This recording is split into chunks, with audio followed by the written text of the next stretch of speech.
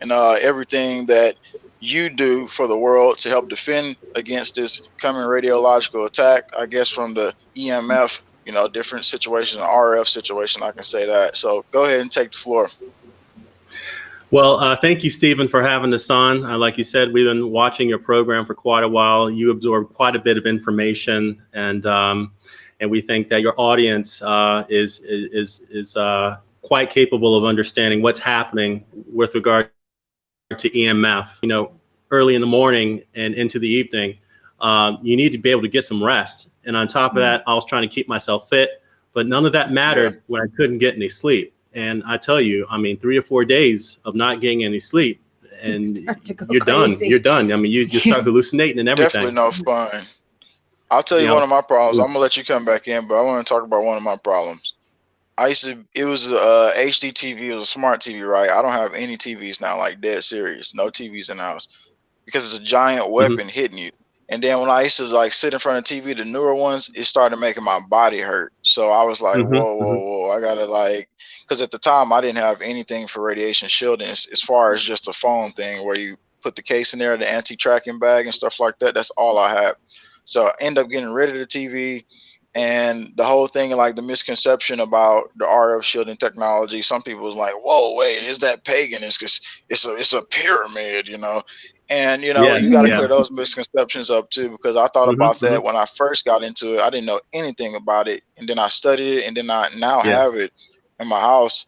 And so I wanted y'all to talk about some of those misconceptions, too. Sleep deprivation comes from certainly. Go ahead and talk about it. And again, the background, you being a Navy engineer, let people know about that too. Yeah, so it's been over 15 years. That was wasted, but I was a trained technician in the Navy, and anyone who's gone through the U.S. Navy, it's bar none when it comes to training like that. It's very intensive. But I had to fall back on that when I was going through my own, let's say, targeting back in 2014, and but my career continued. I ended up doing other things, ended up moving here. It's how I met my wife, engaged in another project dealing with renewable energy. But at the time, I was still suffering from being electrosensitive. And like you, I had situations where when I try to fall asleep at night, I was getting jolts and pulses that would keep me up, almost like an electroshock. So when you start to fall into REM sleep, you get this jolt, and you never can fall asleep. Also, if I was around Wi-Fi or areas of a lot of electromagnetic radiation, I'd get pulses on, jolts on my heart, on my body, and my nervous system. And I was like, this is extremely unusual. So I had to find a way to stop that, to find out what's going on. I had to fall back on my training and do a lot of research to get an idea of what's exactly happening. Now, at the time, we're living in another city, and we're in an apartment, a high rise, and we were surrounded by 5 cell towers, within a half a mile.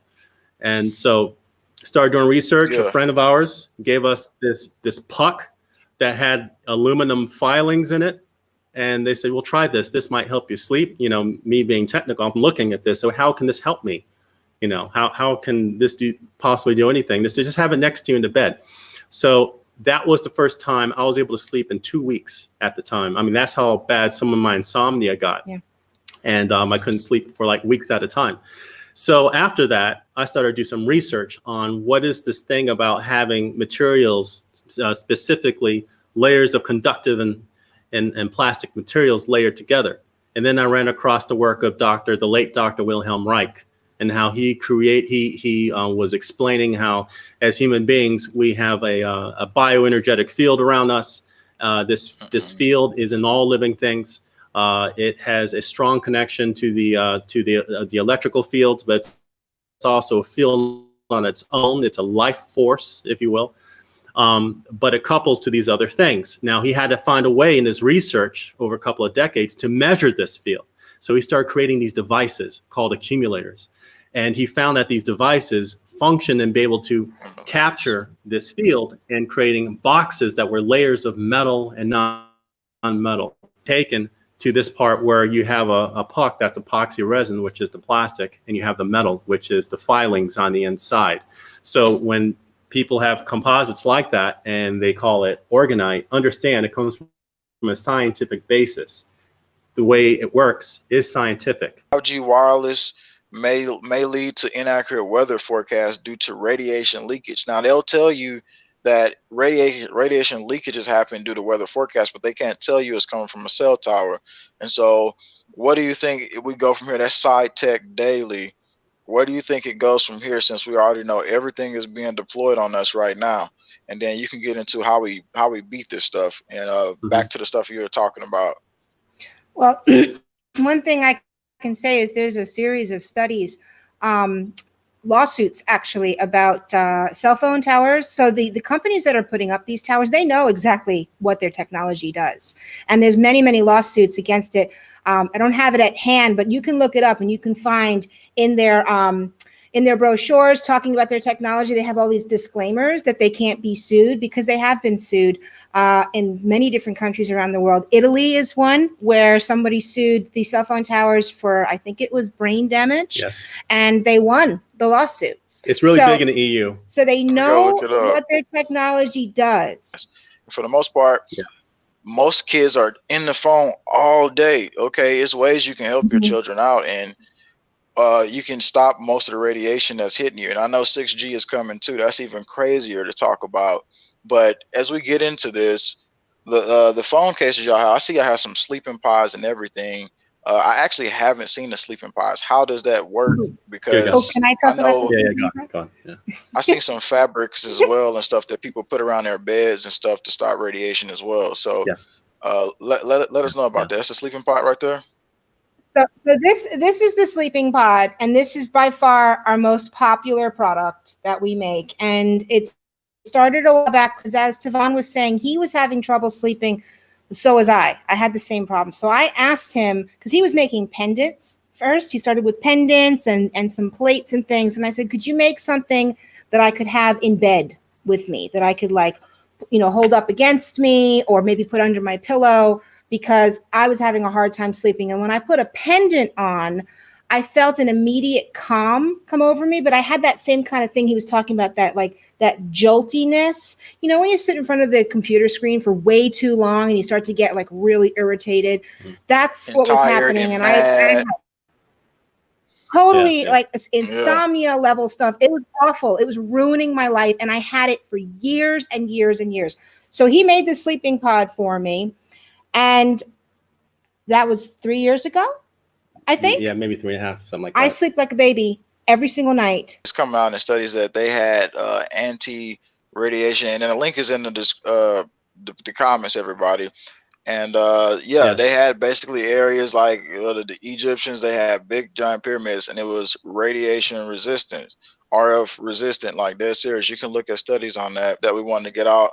Also, I know a lot of people during this lockdown has not been getting as healthy. And it's been people saying, oh, I can't go to the gym. So what? You need to go outside and then go do an exercise. And I do lots of different exercises in nature. I could also talk about that as well and then put that into the report. But if you're exercising, here's the thing: you don't want to exercise next to a giant radiation cell tower. You don't want to exercise in a house full of Wi-Fi seeking in all the stuff in your skin, unless you have the materials you need to combat that. Some more questions out there to see if anybody has any more. Somebody says, just one pendant, or do we need bracelets, etc. too? How far does the pendant, and what is it supposed to cover? Just the chest, the heart, and stuff like that? Get into that situation. Yeah, I mean, that was the initial reason why I started this whole project. Was I wanted to try to replicate the experience I was getting with that aluminum epoxy puck. So I started making rudimentary silicone molds of my own and started mixing these materials, researching online what are the electromagnetic properties of iron oxide and all these different things. You have to tell him about the testimony that we got from a customer who was wearing one of these pendants while they were going through the airport. And those scanning machines they make you walk through? This thing lit up. You can opt out of it too. Yeah, you can. I would. This person didn't opt out of it, though. They walked through and they were a little skeptical with the pendant on. About, does this stuff really work? he walked through the scanning machine with one of these on, and the guy on the other side said, you have to come back here and see what this, like, what is that thing on your neck? And he said that the whole thing was like lit up. There was like they could see the field from the energy on the pendant on the screen on the other side. It looked like a white spot that was covering his entire and torso. So this is one of the testimonies that we got from one of our customers. Wow. And we put it up on our website as well, so you can read in their own words what their experience was. So that really showed us that the field generated by this really does cover your personal body, just a small pendant. It has a thin holographic shell for the color on top of it. So this it's not only changing the field, it's like what you explained in one of your earlier videos. It reflects, it diffracts, it scatters these frequencies, these narrow pulses that are traveling across your skin. That's what's giving you the jolts. So if you're taking these pulses and you're flattening them out, it doesn't have the same effect. So you're basically you're dampening these pulses.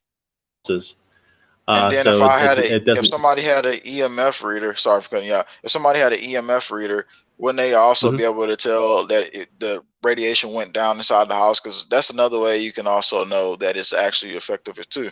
So, well, this is where it gets interesting. It depends on what the materials are. So the orgone technology itself, if I just had a puck with a bunch of steel filings in, it may or may not block incoming radiation. The data will still get through. If you have it from your Wi-Fi, it'll still get to your computer. Depends on what it's made from.